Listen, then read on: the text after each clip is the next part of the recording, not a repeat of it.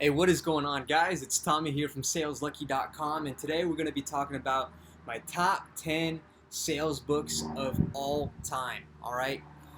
So, number one, this is going to be, it's actually not even a sales book, but it's made probably maybe the biggest impact on me and my sales career over the last couple of years, and it's a classic. It's called Think and Grow Rich by Napoleon Hill. And the reason why I put this as number one is because just like success in anything else, sales is, like Tony Robbins says, success is 80% psychology and 20% strategy. So it's going to be 80% your mindset, and a lot of that is going to have to do with determination, persistence, and just plowing through when it's hard. Okay, sales can a lot of times can be really hard. I'm sure, as you guys know. So Think and Grow Rich. When I read this book, or when I'm going through a period of time, it's a rough patch, or it's difficult, I pick up this book, I read it, and it inspires me and it gives me motivation to keep on pushing on, keep on moving on. So that's why I put that as number one, because in those times of struggle, this book has helped me to persist on. Okay. Number two is Spin Selling by Neil Rackham, along with a spin selling field book. Basically, they did a study in the late 80s on the types of questions that the top salespeople asked, as opposed to average salespeople, and they came up with four types of questions, and how the top salespeople would ask a certain number of those questions. And right after mindset is going to be strategies. So spin selling really lays down the effective strategies in effective selling, which is really about asking questions and listening as opposed to presenting. Okay, so I won't spoil what those questions are, but go ahead and get that book, and you will not regret it if you are looking to improve your sales or influence skills. And third is Influence by Robert Cialdini.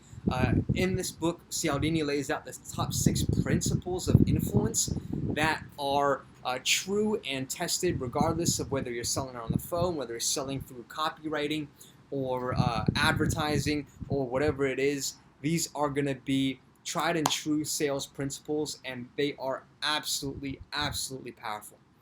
Number 4, although it's not a book necessarily, it's made a huge impact on my life. This is called Mastering Influence by Tony Robbins. It's an audio program that Tony recorded when he was about like 30 years old or so, and he interviewed the top movers and shakers in different industries in sales who were making over $250,000 a year. Back then, that's probably somewhere north of $1 million a year for today's dollars. Okay, and just a highly, highly dense, content-rich program covering everything you can imagine about sales, from prospecting to qualifying to objection handling to all that stuff, all that stuff. Highly recommended investment in your education. Okay. Number 5 is How to Win Friends and Influence People. This was the first sales book that I got. In fact, I got this because I was in college and I was really struggling. I felt with my interpersonal influence skills at the time was a huge pain point, and I lived in a frat house. And when we threw parties, our neighbors would call the cops on us every single time. So to get into sales, I bought this book, How to Win Friends and Influence People, and I started reading it, and then I started applying it. By every time when we threw a party, or right before we threw a party, I would go over to our neighbor's place and practice these lessons and these teachings that I learned in this book on our neighbors. And guess what? They worked. They stopped calling the cops on us. I mean, I would have to do this every time we threw a party, but hey, they worked. And that was my first real experience where I really took initiative to learn something and apply it. And that was really my kickoff point in this journey of developing myself in sales. The next one, number 6, is How to Sell Network Marketing Without Fear by Michael Oliver. Ignore the title. This book really has nothing to do with selling network marketing. It's more of a book on how to apply the tactics within spin selling. So spin selling, as I mentioned earlier, lays out a foundational set of questions to ask in sales. But I find that beginner salespeople, they don't really understand how to ask those questions. I feel like a lot of times they feel like they should have a list of questions, and they're like going down the line and like asking the questions, but not really listening to the customer, and while they're thinking about what they should say next or what question they should ask next, and it's just very robotic, and it doesn't feel natural. So how to sell network marketing without fear, I feel like teaches you how to effectively apply those teachings, apply those questions, and how teaches you how to effectively ask those questions, in where you're truly listening, you're truly paying attention, you're truly seeking to understand the customer. Number 7 is How to Sell Your Way Through Life by Napoleon Hill. And it's funny, my dad walking in the background there. 7 is How to Sell Your Way Through Life by Napoleon Hill. And this is another book by Napoleon Hill on this list. And it's his book dedicated on sales. And just as I'm sure as you guys know, sales is life. If you have to deal with people, you're selling, right? One way or another, whether you're a parent, whether you're in sales, whether you're indirectly selling, like we're all selling. Like you have to be selling, quote unquote, selling if you're a parent, to influence your kids, to teach your kids, to impact people. Anyways, it's his book on sales and influence, and in it, he dispels a lot of the myths that stand with selling and sales in our mainstream culture, especially as articulated through like movies and stuff like that. And then number 8 it's not really a book, it's an essay by Ralph Waldo Emerson. So he is a legendary writer and philosopher from the United States, and his essay on compensation basically it's an incredible essay. You might need to read through it a few times to truly understand it. He is, he uses he's just a very interesting writer, and like the way that he uses words is very profound. And basically in it, he talks about universal laws of cause and effect, of we reap what we sow, of how everything has cycles, everything has a polarity to it, North and South Pole, and very, very deep, but universal concepts. And basically, he's saying that as salespeople, if we provide value, if we go out there and do the work, we cannot help but see fruit.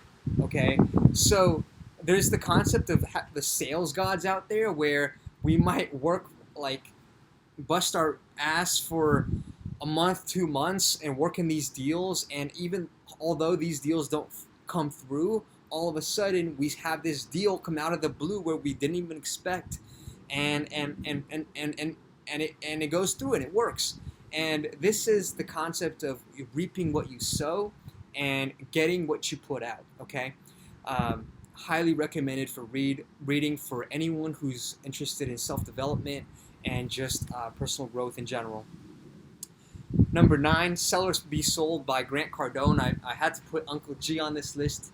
Having read a couple of his books, one of the main takeaways from this book was that, I was working at a company where for a stretch of time we had a VP who didn't really have sales experience, and because of that, he really had us adhere strictly to the sales process, even though when it didn't make sense sometimes, you know what I mean? And that killed a lot of deals. And we don't, it's, and that's, can't, it's hard, it's hard for that person to know because they haven't been in sales before. But, what Grant Cardone said was basically screw your sales process. If you're making it harder for the customer to buy, screw your sales process. Yes, there is a time to have a sales process and adhere to it, but there's also equally a time to throw that out the window and say, okay, the customer's ready to buy, let's let him buy, and forget the sales process. Okay. At the end of the day, we want to make selling as easy as possible for our customer. I know that sounds really simple and like common sense and obvious, but a lot of times you might be surprised when we're in these formal organizations or departments, and the people running it have to follow the rules and whatnot. Is just that really sparked a chord in me. It really struck a chord in me, and it really provided me that insight. Number 10, The Greatest Salesman in the World by Og Mandino. I read this a couple years ago. Probably should go over it a second time, but the main takeaway that I got from that book was that the greatest salesman in the world is the person who loves. Profound. The greatest salesman in the world is the person who cares. Profound. And I think it's generally true. I think if we genuinely care about our clients and want to help our clients, that's going to come through at the end of the day. It's going to resonate because it's authentic. And I don't think helping people, I don't think caring about people will ever go out of style. And wouldn't you agree? I think a lot of times people talk about the tactics and what to say and like the script and stuff like that. To me, it's never been about that. Yeah, those things are helpful and you need some of those things sometimes, but at the end of the day, like the core essence, if you have the foundation right, if you have the core right, like the other stuff will generally take care of itself. So if you can care greatly, like that'll take care of 90 plus whatever percent of it, you know what I mean? So top 10 sales books or programs or audio programs or whatever you want to call it of all time. Hope you guys got value out of this. If you guys decide to get some of these, or if not all of them, read them, check them out, and tell me what you think, okay? It's getting windy here, so I'm going to sign off. Have a great rest of your day.